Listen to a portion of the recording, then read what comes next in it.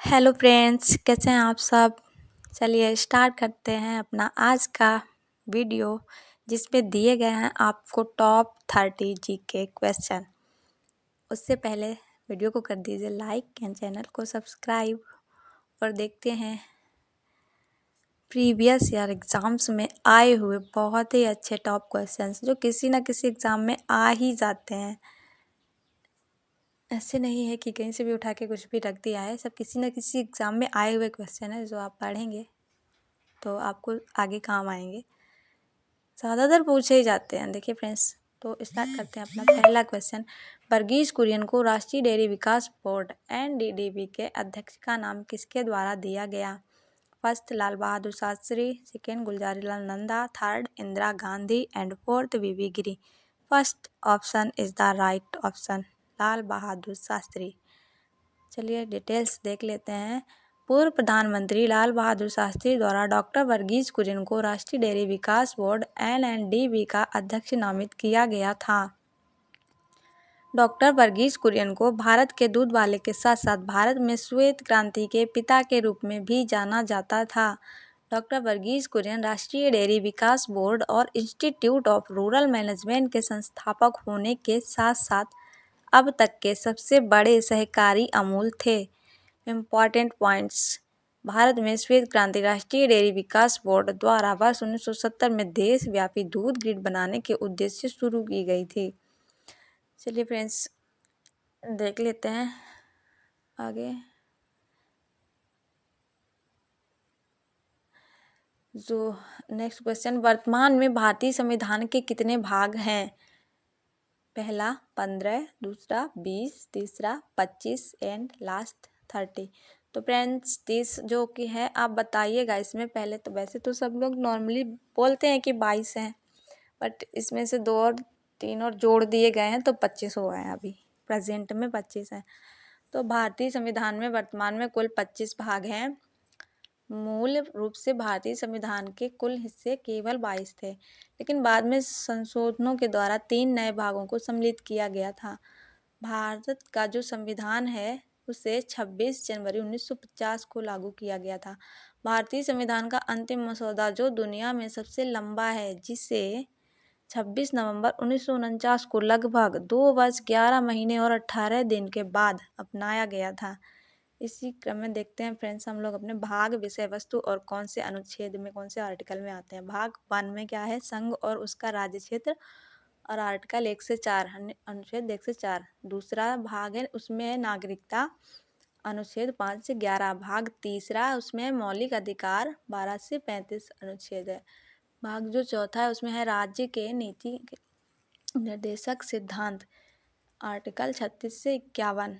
भाग जो फोर्थ का है, उसमें है मूल कर्तव्य,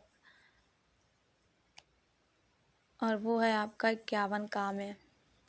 और भाग 5 है जो केंद्र सरकार, 52 से 151। भाग 6 राज्य सरकारें, 152 से 237। एंड भाग 7 दूसरी अनुसूची के भागवार राज्य 7वें संशोधन द्वारा दोहराए गए 238 आर्टिकल है। भाग 8 केंद्र शासित प्रदेश, 239 से 242। भाग 9 में क्या दिया है? पंचायतें, 243 से 243 ओ। भाग 9 का में दिया गया नगर पालिकाएं, 243 पी से 243 जेड जी। भाग 9 खा में दिया गया सहकारी समितियां, 243 जेड एस से 243 जेड टी। भाग 10 में दिया गया है अनुसूचित और जनजातीय क्षेत्र, 244 से स्टार्ट है जो एंड। आगे देखते हैं फ्रेंड्स, भाग 17 में दिया गया आधिकारिक भाषा, 343 से 351। इसमें अपनी हिंदी भाषा का भी वो किया गया है वर्णन। भाग 18 में दिया गया आपातकालीन प्रावधान, 352 से 360, 52, 56, 60, जैसे राष्ट्रपति शासन और ये सब दिए गए उसमें। भाग 19 में दिया गया विविध, 361 से 367। एंड भाग 20 में है संविधान का संशोधन, 368। भाग 21 अस्थायी संक्रमणकालीन और विशेष प्रावधान। भाग 22 देखिए फ्रेंड्स, अगला क्वेश्चन, मुगल सम्राट जहांगीर ने शालीमार बाग का निर्माण कहाँ पे कराया था? दिल्ली, सेकेंड बलूचिस्तान, थर्ड ओर एंड फोर्थ है कश्मीर। तो कश्मीर में कराया था इन्होंने। मुगल सम्राट जहांगीर ने जम्मू कश्मीर में श्रीनगर शहर के बाहरी इलाके में शालीमार बाग का निर्माण किया। जम्मू और कश्मीर में श्रीनगर शहर के बाहरी इलाके में डल झील के उत्तर पूर्व में शालीमार बाग को शालीमार गार्डन, फरा बख्श और पैच बख्श के नाम से भी जाना जाता है। इंपॉर्टेंट पॉइंट क्या है इसमें, इस बाग को मुगल सम्राट जहांगीर ने अपनी रानी नूरजहां को खुश करने के लिए बनवाया था। शालीमार गार्डन को श्रीनगर का मुकुट भी कहा जाता है। एडिशनल इंफॉर्मेशन क्या है इसमें, शालीमार गार्डन शेख उल आलम अंतर्राष्ट्रीय हवाई अड्डे श्रीनगर से 25 किलोमीटर की दूरी पर है और श्रीनगर रेलवे स्टेशन से 22 किलोमीटर की दूरी पर है। यह प्रसिद्ध लाल चौक से केवल 14 किलोमीटर की दूरी पर है, जहां जवाहरलाल नेहरू भारत के पहले प्रधानमंत्री ने 1948 में भारतीय राष्ट्रीय ध्वज फहराया था।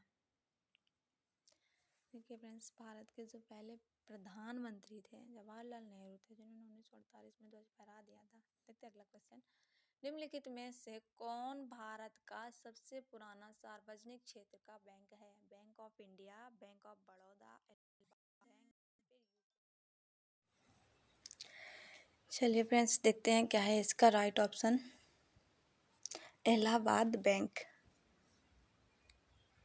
जो भारत का सबसे पुराना सार्वजनिक क्षेत्र का बैंक था। इलाहाबाद बैंक राष्ट्रीयकृत भारत का सबसे पुराना संयुक्त स्टॉक बैंक है। इसकी स्थापना 1865 में इलाहाबाद में हुई थी और इसका मुख्यालय भारत के कोलकाता में है। बैंक मुख्यालय स्थापना वर्ष देख लेते हैं फ्रेंड्स। बैंक ऑफ इंडिया, इसका हेडक्वार्टर है मुंबई में, 7 सितंबर 1906 को इसकी स्थापना हुई थी। बैंक ऑफ बड़ौदा, बड़ोदरा गुजरात में इसका हेडक्वार्टर है, 20 जुलाई 1908 को इसकी स्थापना हुई थी। यूको बैंक कोलकाता में इसका हेडक्वार्टर है, 6 जनवरी 1943 में इसकी स्थापना हुई थी। पंजाब नेशनल बैंक नई दिल्ली में इसका हेडक्वार्टर है, 12 अप्रैल 1894 में इसकी स्थापना हुई थी। यूनियन बैंक ऑफ इंडिया, इसका हेडक्वार्टर मुंबई, 11 नवंबर 1949 को इसकी स्थापना हुई थी। देखिए फ्रेंड्स, अगला क्वेश्चन, जुलाई 1944 में संयुक्त राष्ट्र ब्रिटेन वुड्स सम्मेलन में किस अंतर्राष्ट्रीय संगठन की संकल्पना या कल्पना की गई थी? अंतर्राष्ट्रीय मुद्रा कोष, जो कि है इसका राइट ऑप्शन। देख लेते हैं फ्रेंड्स, IMF की कल्पना जुलाई 1944 में ब्रिटेन वुड्स, न्यू हैम्पशायर, संयुक्त राज्य अमेरिका में संयुक्त राष्ट्र सम्मेलन में की गई थी। IMF को औपचारिक रूप से 27 दिसंबर 1945 को बनाया गया था। विश्व बैंक का सदस्य राष्ट्र स्वतः ही IMF का सदस्य बन जाता है। IMF एक अंतर्राष्ट्रीय वित्तीय संस्थान है जो अपने सदस्य देशों की वैश्विक आर्थिक स्थिति पर नज़र रखता है। देखते हैं इसके की पॉइंट्स। अंतर्राष्ट्रीय संस्थान मुख्यालय स्थापना वर्ष, यूनिसेफ, इसका हेडक्वार्टर है न्यूयॉर्क, स्थापना हुई थी 11 दिसंबर 1946 को। देखते हैं फ्रेंड्स, अगला क्वेश्चन, भारत की पहली इंजन रहित गति ट्रेन ट्रेन 18 को इंटीग्रल कोच फैक्ट्री द्वारा विकसित किया गया था। कहाँ पे? चित्तरंजन, पटियाला, चेन्नई, कपूरथला। राइट आंसर है चेन्नई। देखते हैं इसका डिटेल। भारत की पहली इंजन रहित गति ट्रेन ट्रेन 18 को चेन्नई इंटीग्रल कोच फैक्ट्री द्वारा विकसित किया गया था। इसे मेक इन इंडिया पहल के तहत बनाया गया है और इसकी गति 180 किलोमीटर पर घंटा थी। चित्तरंजन लोकोमोटिव वर्क्स की स्थापना 1950 में पश्चिम बंगाल राज्य के आसनसोल में हुई थी। चित्तरंजन में इलेक्ट्रिक रेल इंजन भी बनाए जाते हैं। कपूरथला रेल कोच फैक्ट्री 1986 में स्थापित की गई थी। यह भारतीय रेलवे की सबसे बड़ी और सबसे आधुनिक कोच निर्माण इकाई है। तो देखिए फ्रेंड्स, चित्तरंजन में बनते हैं ट्रेन के इंजन, इसको याद रखिए आप लोग। देखते हैं अपना अगला क्वेश्चन क्या है। सरदार वल्लभ भाई पटेल राष्ट्रीय पुलिस अकादमी किसके पास स्थित है? First Hyderabad, second Pune, third Bhopal, fourth Chandigarh. क्या है आपका राइट ऑप्शन? 4 ऑप्शन में first is the correct option, Hyderabad. Sardar Vallabh Bhai Patel राष्ट्रीय पुलिस अकादमी स्थित है आपके हैदराबाद में। देखते हैं इसका डिटेल। सरदार वल्लभ भाई पटेल राष्ट्रीय पुलिस अकादमी भारतीय पुलिस सेवा IPS के अधिकारियों को प्रशिक्षित करता है। IPS कैडर को भारत का सरकार के गृह मंत्रालय द्वारा नियंत्रित किया जाता है। अकादमी की स्थापना 15 सितंबर 1948 को माउंट आबू राजस्थान में central police training college CPTC के रूप में की गई थी। भारतीय वन सेवा के अधिकारियों को देहरादून में इंदिरा गांधी राष्ट्रीय वन अकादमी में प्रशिक्षित किया जाता है। पुणे भारतीय राज्य महाराष्ट्र में दूसरा सबसे बड़ा शहर है। भोपाल मध्य प्रदेश की राजधानी है। देखते हैं फ्रेंड्स अगला क्वेश्चन। नवंबर 2018 में किस भारतीय राज्य की विधानसभा भंग की गई थी? पहला हिमाचल प्रदेश, दूसरा जम्मू और कश्मीर, तीसरा उत्तराखंड, चौथा Punjab. Second option is the right answer, Jammu and Kashmir. Jammu और कश्मीर राज्य की विधानसभा नवंबर 2018 में भंग कर दी गई थी। वर्तमान समय में जम्मू और कश्मीर भारत का केंद्र शासित प्रदेश है और इसका गठन 31 अक्टूबर 2019 को हुआ था। हिमाचल प्रदेश उत्तर भारतीय राज्य है और इसकी राजधानी शिमला है। उत्तराखंड राज्य का गठन 9 नवंबर 2000 को भारत के 27वें राज्य के रूप में किया गया था। यह एक नया राज्य बनाने से पहले यूपी का हिस्सा हुआ करता था और इसकी वर्तमान राजधानी देहरादून है। पंजाब भारत का उत्तर पश्चिमी राज्य है और इसकी जो राज्य सीमा है वो पाकिस्तान से मिलती हुई है। महाधमनी किसके शीर्ष पर शुरू होती है? दायां निलय, बायां निलय, दायां अलिंद या फिर बायां अलिंद। देखिए friends second option is the right answer, बायां निलय। महाधमनी हृदय के बायां निलय से शुरू होती है, एक वृत्तखंड बनाती है, फिर पेट से नीचे तक फैल जाती है। धमनियाँ वे वाहिकाएं होती हैं जो शुद्ध रक्त को हृदय से दूर ले जाती हैं। महाधमनी मानव शरीर की सबसे बड़ी धमनी है। महाधमनी सभी धमनियों में ऑक्सीजन युक्त रक्त पहुंचाती है और वितरित करती है। महाधमनी की दीवारों को 3 परतों में बांटा गया है। वे ट्यूनिका एडवेंचर, ट्यूनिका मीडिया और ट्यूनिका एंटीमा है। देखिए फ्रेंड्स यह है आपका हार्ट का स्ट्रक्चर।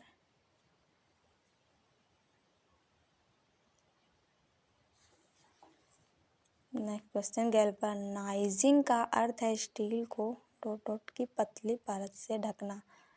जस्ते की पतली परत से ढका जाता है।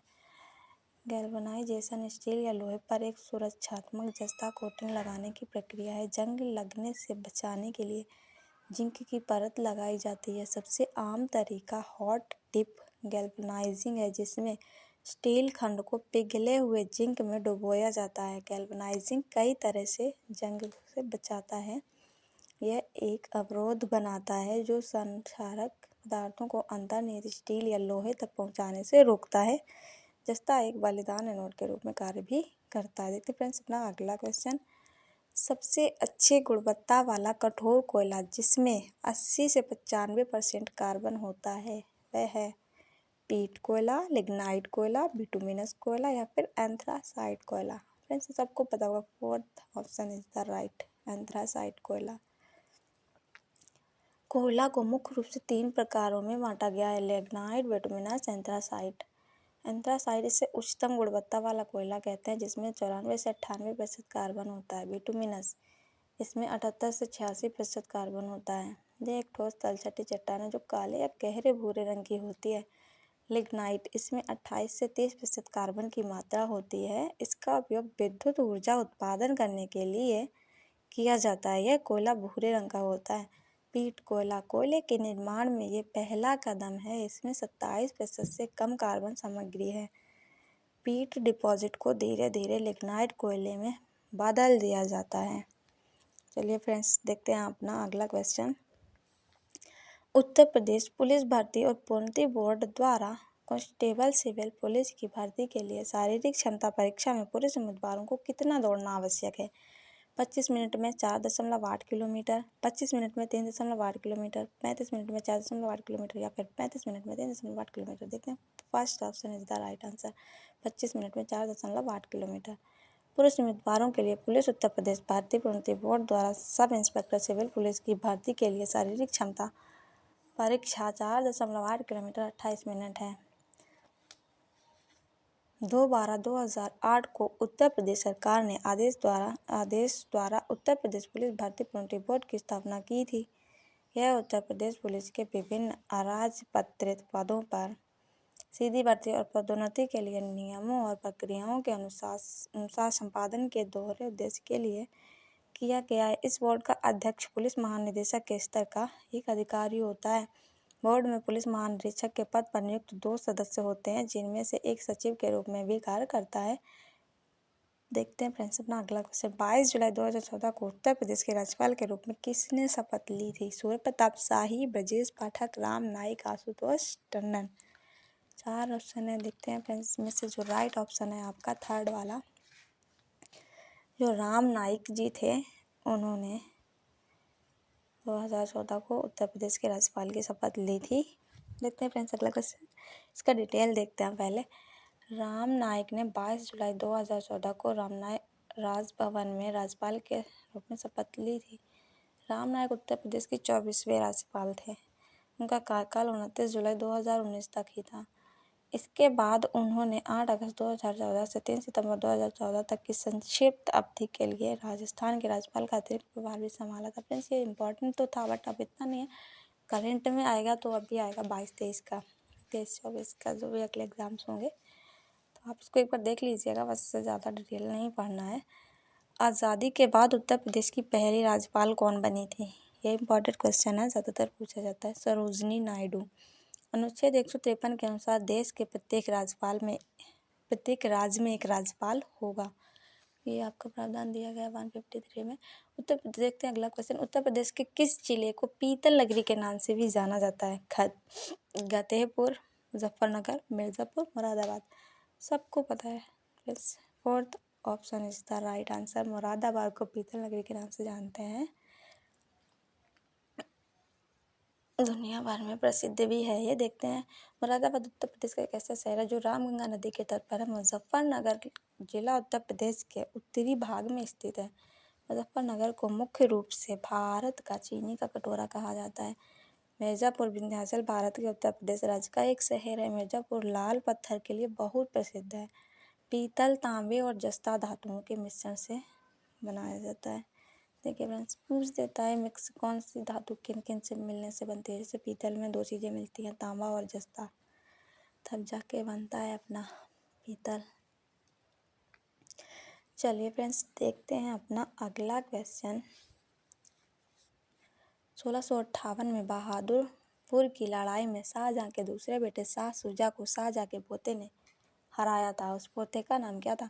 मुराद बख्श, सुलेमान सिको, आलम शाह या फिर बहादुर शाह। देखिए friends second option is the right option, Suleman Shah. Bahadurpur की लड़ाई 24 फरवरी 1658 को लड़ी गई थी। यह युद्ध भारत के मुगल सम्राट शाहजहां के बेटों के बीच उत्तराधिकार की लड़ाई तय करने में सहायक था। जब शाहजहां बीमार पड़ा, उसके 4 पुत्रों दारा सिको, शाह शुजा, औरंगजेब और मुराद बख्श सत्ता के लिए लड़ने लगे। दारा सिकोह के पुत्र सुलेमान सिकोह ने उत्तर प्रदेश में वाराणसी के उत्तर पूर्व में 8 किलोमीटर दूर बहादुरपुर में शाह शुजा को हराया था।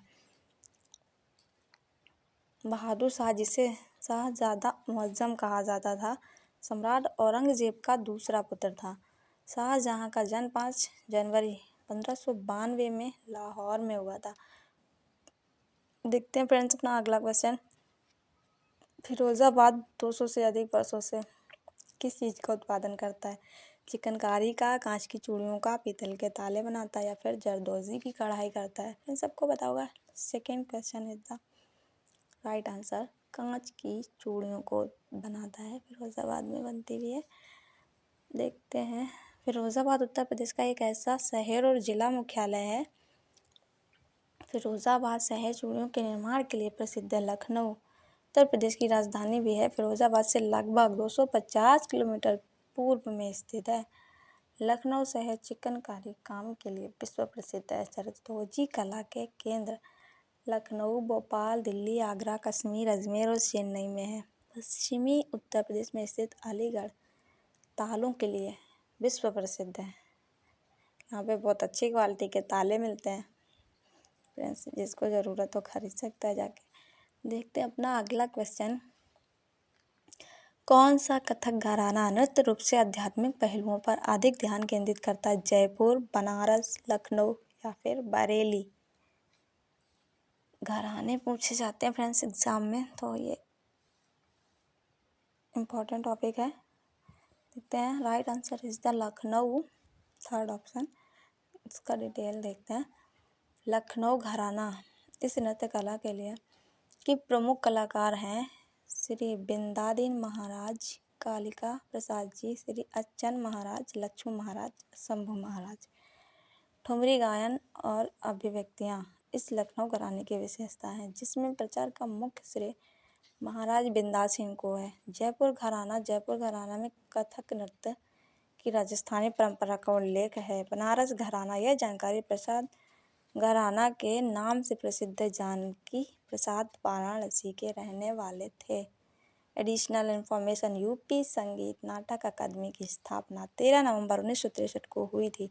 कथक नृत्य उत्तर प्रदेश का शास्त्रीय नृत्य है। कथक राजस्थान और उत्तर प्रदेश भारत का नृत्य है।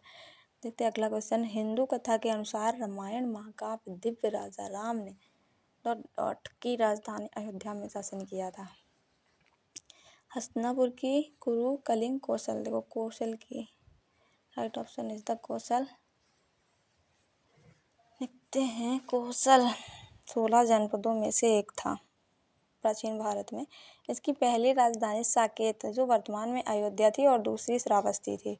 कौशल महाजनपद में उत्तर प्रदेश के फैजाबाद जिले, गोंडा और बहराइच जिले शामिल थे। हस्तिनापुर वर्तमान में हस्तिनापुर उत्तर प्रदेश के दोआब क्षेत्र में स्थित एक शहर है, जो मेरठ से 37 किलोमीटर और दिल्ली से 110 किलोमीटर दूर है। महाभारत काल में हस्तिनापुर कुरु वंश के राजाओं की राजधानी थी। कुरु महाजनपद में वर्तमान दिल्ली और मेरठ के क्षेत्र शामिल थे। इसकी राजधानी इंद्रप्रस्थ थी। कलिंग उड़ीसा की वर्तमान स्थित प्राचीन काल में कलिंग के रूप में प्रसिद्ध थी। तो फ्रेंड्स, ये 16 जनपदों का उल्लेख जो किया गया है, पूछते हैं कभी कभी। देखते हैं अगला क्वेश्चन। किस भारतीय ने अर्थशास्त्र में नोबेल मेमोरियल पुरस्कार जीता था? पहला CV रामन, दूसरा अमर्त्य सेन, तीसरा कैलाश सत्यार्थी एंड चौथा हरगोविंद खुराना। तो देखिए फ्रेंड्स, 4 ऑप्शन में से कौन सा राइट है? दूसरा वाला, अमर्त्य सेन, इन्होंने जीता था मेमोरियल पुरस्कार। 1913 में रविन्द्रनाथ टैगोर साहित्य नोबेल जीतने वाले पहले भारतीय बने थे। सर CV रमन को प्रकाश के कणों के प्रकीर्णन का विस्तृत विवरण और कारण बताने के लिए वर्ष 1930 में भौतिकी का प्रतिष्ठित नोबेल पुरस्कार दिया गया था। 2014 में कैलाश सत्यार्थी को बाल श्रम उन्मूलन और शिक्षा में उनके अधिकारों के लिए नोबेल पुरस्कार मिला था। 1968 में नोबेल जीतने वाले हरगोविंद खुराना ने इलेक्ट्रॉन पर काम किया था। खुराना को आनुवंशिक संग्रह और उसकी प्रोटीन संश्लेषण में भूमिका के लिए नोबेल मिला। देखते हैं फ्रेंड्स, स्वीडिश वैज्ञानिक अल्फ्रेड नोबेल की याद में नोबेल फाउंडेशन द्वारा 1901 में नोबेल पुरस्कार की स्थापना की गई थी। यह शांति, साहित्य, भौतिकी, रसायन, चिकित्सा विज्ञान और अर्थशास्त्र के क्षेत्र में दुनिया का सर्वोच्च पुरस्कार है। अर्थशास्त्र में दिया जाता है, बाद में स्टार्ट किया गया था। भारतीय मुक्केबाज MC मैरी कॉम द्वारा लिखित आत्मकथा का शीर्षक क्या था? क्या है इनकी आत्मकथा का शीर्षक? Playing to win, unbreakable, no holding back, imperfect. देखिए फ्रेंड्स, मैरी कॉम की आत्मकथा थी अनब्रेकेबल, जो कि दूसरा ऑप्शन आपका राइट ऑप्शन है। मैरी कॉम मणिपुर की रहने वाले हैं, पूर्वोत्तर राज्य है मणिपुर। वह 2018 राष्ट्रमंडल खेलों में स्वर्ण जीतने वाली पहली भारतीय महिला मुक्केबाज हैं। मैरी कॉम ने 2012 लंदन ओलंपिक में कांस्य पदक जीता था। बॉक्सर मैरी कॉम की आत्मकथा अनब्रेकेबल का अनावरण 9 दिसंबर 2013 को बॉलीवुड अभिनेता अमिताभ बच्चन ने किया था। भारत के पूर्व बल्लेबाज संजय मांजरेकर ने मुंबई में अपनी आत्मकथा इम्परफेक्ट लॉन्च की थी। Playing to win Saina Nehwal की आत्मकथा है। No holding back Michael Holding West Indies के तेज गेंदबाज की आत्मकथा है। चलिए फ्रेंड्स, देखते हैं अपना अगला क्वेश्चन। चित्रकूट जलप्रपात भारत के किस राज्य में स्थित है? झारखंड, उत्तराखंड या फिर छत्तीसगढ़ या मेघालय? तो इन चारों में से आपका राइट आंसर है थर्ड वाला। जो आपका चित्रकूट जलप्रपात है वो छत्तीसगढ़ राज्य में स्थित है।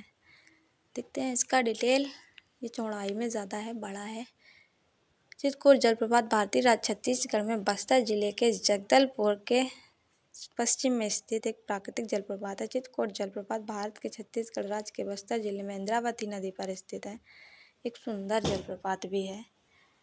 इस जलप्रपात की जो ऊंचाई है वो 90 फीट है और ये मानसून के मौसम के दौरान लगभग 300 मीटर की चौड़ाई वाला भारत का सबसे चौड़ा जलप्रपात है। मानसून के दौरान इसकी चौड़ाई और इसके व्यापक घोड़े के आकार के कारण इसे अक्सर भारत का नायग्रा फॉल्स भी कहा जाता है।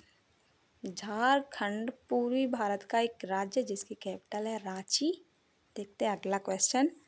वेनेजुएला की राजधानी है Nicosia, San Salvador, Quito, Caracas. 4 option दिए गए हैं आपके। देखते हैं फ्रेंड्स, इसका राइट आंसर है फोर्थ वाला काराकस, जो कि वेनेजुएला की कैपिटल है।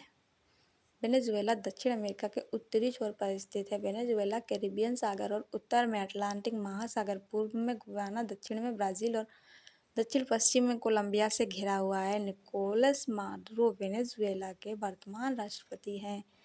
निकोसिया साइप्रस गणराज्य की राजधानी है। ये पोडियस नदी के साथ कैरेनिया पर्वत और ट्रोडोस श्रेणी के बीच मेमोरिया मैदान के केंद्र में स्थित है। सैन सल्वाडोर अल सल्वाडोर की राजधानी है।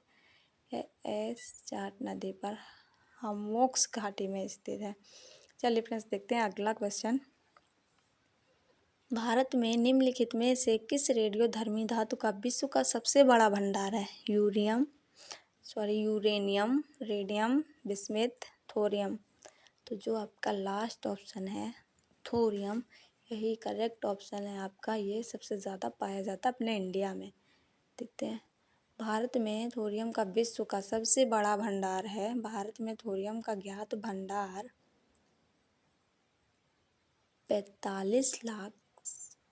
4,57,000 कह सकते हैं से 5,08,000 तक है। टन के बीच होने का अनुमान है।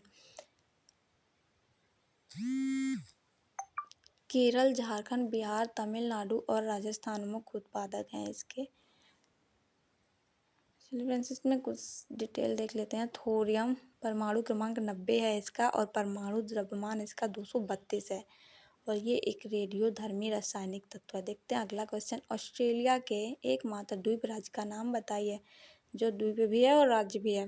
Capri, Ibiza, Tasmania, Rhodes. Right option is the Tasmania.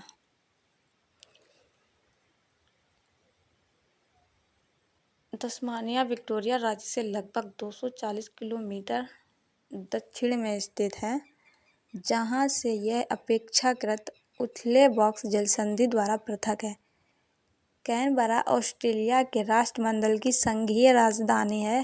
Hobart Tasmania की राजधानी और वहां का सबसे बड़ा शहर भी है। ये आपको दिखाई दे रहा है ऑस्ट्रेलिया का मैप, जो रेड सर्किल में है वो है आपका तस्मानिया, को आप गूगल पे बढ़िया सा जूम करके देख सकते हैं। इसमें भी हो जाएगा क्लियर, देख सकता है आप, कोशिश करेंगे तो सब कुछ नज़र आ सकता है आपको भी। ऑस्ट्रेलिया काफ़ी बड़ा है। चलिए फ्रेंड्स, देखते हैं अगला क्वेश्चन। निम्नलिखित में से कौन सा शहर गोदावरी नदी के तट पर स्थित नहीं है? नासिक, नवसारी, औरंगाबाद या फिर निज़ामाबाद। राइट ऑप्शन है आपका नवसारी। नासिक, औरंगाबाद और निज़ामाबाद तीनों जो हैं वो गोदावरी नदी के तट पर ही स्थित हैं। गोदावरी नदी की कुल लंबाई लगभग 1465 किलोमीटर है। गोदावरी नदी का उद्गम पश्चिमी घाट की सीमा में पश्चिमोत्तर महाराष्ट्र राज्य में है। गंगा के बाद गोदावरी भारत की दूसरी सबसे लंबी नदी है, जो कि दक्षिण भारत में भी है।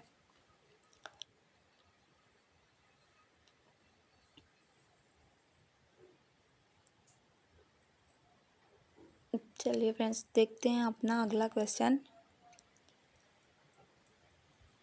नीलम संजीव रेड्डी के कार्यकाल के बाद भारत के राष्ट्रपति कौन बने? फखरुद्दीन अली अहमद, वारागिरी वेंकटगिरी, ज्ञानी जैल सिंह या फिर Mohammad Hidayatullah. Third option is the right answer, Giani Zail Singh. Giani Zail Singh, जिनका मूल नाम था जरनैल सिंह, एक भारतीय राजनीतिज्ञ हैं जो भारत के राष्ट्रपति 1982 से 1987 तक रहे के रूप में सेवा करते थे। वर्ष 1938 में उन्होंने अपने गृह जिले फरीदकोट में कांग्रेस पार्टी में संबंधित राजनीतिक संगठन प्रजामंडल की स्थापना की थी। ज्ञानी जैल सिंह को वर्ष 1972 में पंजाब के कांग्रेस मुख्यमंत्री के रूप में भी चुना गया था। उन्होंने वर्ष 1983 से 1986 तक गुटनिरपेक्ष आंदोलन के महासचिव के रूप में भी कार्य किया। नीलम संजीव रेड्डी 1977 में राष्ट्रपति चुने गए थे। ऑपरेशन ब्लू स्टार मिशन उनके कार्यकाल के दौरान चलाया गया था। देखते हैं फ्रेंड्स अगला क्वेश्चन। चंद्रगुप्त के पुत्र का नाम जिन्होंने 298 से 272 ईसा पूर्व के बीच शासन किया और पूरे भारत में अपने साम्राज्य का विस्तार किया। Harshavardhana, Aniruddha, Bindusara, Vasudeva. The right option is the Bindusara. Third option आपका करेक्ट है। बिंदुसार दूसरा मौर्य सम्राट था जो लगभग 297 ईस्वी पूर्व से सिंहासन पर बैठा था। यह नाम शायद दक्कन में उनके सफल अभियान को दर्शाता है। वह वंश के संस्थापक चंद्रगुप्त के पुत्र और अशोक के पिता थे। रावल्ली कथा एक जैन ग्रंथ है जिसमें बिंदुसार को सिंह सेना कहा गया है। बिंदुसार चंद्रगुप्त मौर्य का पुत्र था। 320 ईस्वी पूर्व में जन्मे। उन्होंने 298 ईसा पूर्व से 272 ईसा पूर्व तक शासन किया था। सीरिया के राजा एंटियोकस प्रथम ने बिंदुसार के दरबार में डेमाचस को अपना राजदूत बनाकर भेजा हुआ था। बिंदुसार के शासनकाल में तक्षशिला में विद्रोह हुआ था। चलिए फ्रेंड्स देखते हैं अपना अगला क्वेश्चन। इनका डिटेल आपको अगर पढ़ना है तो आप इसका एक्सेस ले सकते हैं, जूम करके पढ़ लीजिए। हाँ, एक मिनट इनका ये देख लेते हैं। अन्य नाम और मूल पाठ इनके जो थे बिंदुसार के दूसरे नाम क्या थे। बिंदुपाल जो कि चीनी किसी अभिलेख में मिला होगा। अमित्रोचेट्स यूनानी और सिंह सेना जैन और भद्रसर वायु पुराण अलग अलग पुराणों से मिला है, कथाओं से मिले हैं इनके नाम। चलिए देखते हैं फ्रेंड्स अगला क्वेश्चन। किस राज्य की महिलाओं द्वारा पहनी जाने वाली पारंपरिक पोशाक को मेखला चादर कहा जाता है। गुजरात, तमिलनाडु, गोवा या फिर असम। तो असम आपका राइट ऑप्शन है। साड़ी के टाइप का होता है ये लोग जो पहनते हैं, इसको मेखला चादर बोलते हैं। असम में ही पहना जाता है जो सूती, मुगा पेट रेशम और एरी रेशम से बने हुए होते हैं।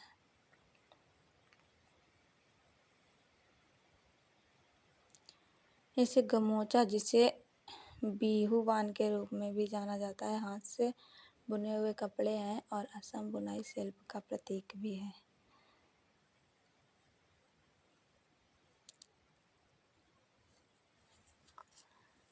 जो कि असम में पारंपरिक या कह लो कि अपना सांस्कृतिक है उसको चला रहे हैं ये लोग। देखते हैं फ्रेंड्स अगला क्वेश्चन। रविन्द्रनाथ टैगोर ने निम्नलिखित में से किस देश का राष्ट्रीय गान लिखा। चीन, म्यांमार, भूटान या फिर बांग्लादेश। तो जो आपका फोर्थ ऑप्शन है वो है करेक्ट ऑप्शन, बांग्लादेश। बांग्लादेश का राष्ट्रगान लिखा था उन्होंने जिसका नाम था अमर सोनार बांग्ला। बांग्लादेश का राष्ट्रगान रविन्द्रनाथ टैगोर द्वारा रचा गया था।